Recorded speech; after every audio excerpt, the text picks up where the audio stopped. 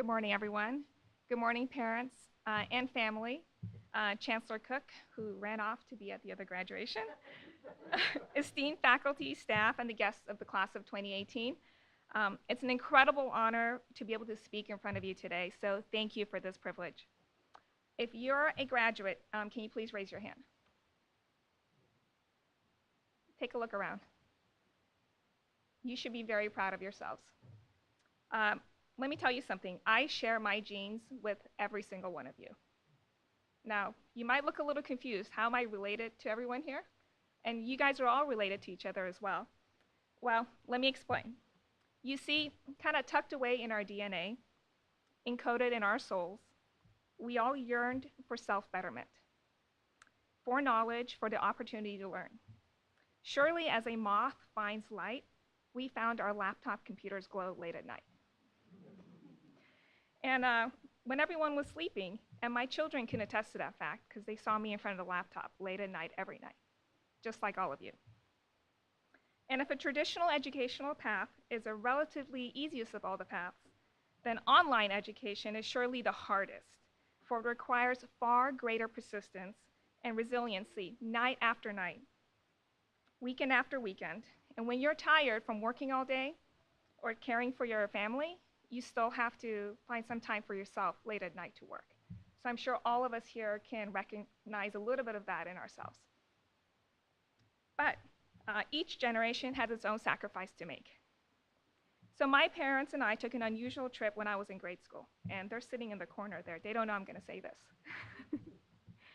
All we had with us was our passports and my father's university diploma. My mother had instructed me to only take one doll, and we packed nothing other than what we could carry in a suitcase. We left everything behind except for that precious diploma. Education is truly, truly the great equalizer, and our family was the latest beneficiary to having that privilege. For that ticket and the diploma and the promise behind it was what earned my family a ticket to the United States. So the lesson of that diploma, earned by my father, who grew up in a remote town in a humble house with no running water, always stays with me. Within 2 generations, that diploma and the privileges that came with it gave him the opportunity to send myself and my mother to get our own university education. And my mom doesn't know I'm going to say that either. Within 3 generations, my children can't imagine a life that will involve dirt floors or war-torn countries or even rebooting of life in a completely new country. They have no idea what that means. They will likely take for granted the privileges that they have, not because they're careless, but because they're human. And humans remember their struggles, but often forget their privileges. And because that's the nature of privilege, that you forget you have advantages. Now, this phenomenon of education being an equalizer isn't unique to foreign immigrants either. My father-in-law, who's not here right now, whose own family immigrated from Kansas to California a century ago, who at one time had lived in a chicken coop. He doesn't know I'm going to say this either. It's true, he did. Well, he earned himself a PhD from Berkeley and taught at UCSB in Santa Barbara. So from nothing to everything, education, again, is the great equalizer. And he ensured that all his children had been accepted to top-notch universities. I didn't say graduated. I said accepted. So, will all the doors open to us tomorrow with our shiny new minted UIS degrees? And with all the privileges and advantages that come with it? Probably not. It didn't for my father. But it turns out failures are a necessary step towards the path to success. In fact, they're absolutely necessary for success. You have to fail before you can succeed. So if achieving success was merely like, crossing a river, then failures are the stepping stones that guide us across. Some successes come easy, and crossing the river requires, 1 or 2 stones to navigate across.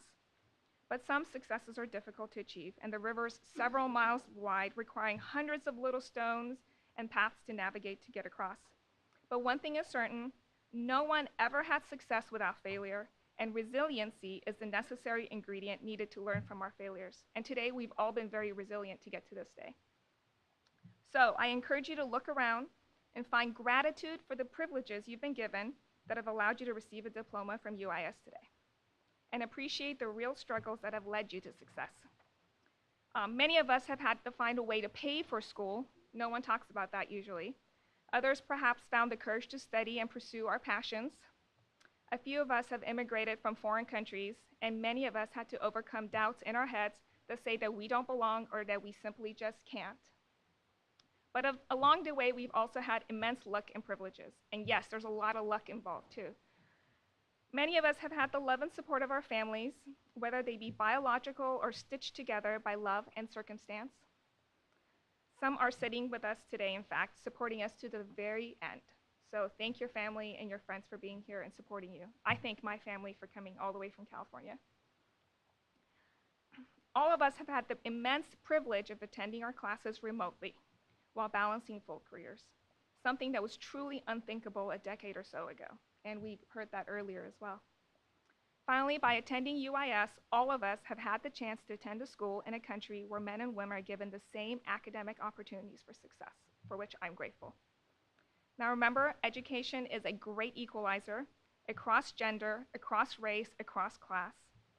The mission of UIS is to transform lives and serve society.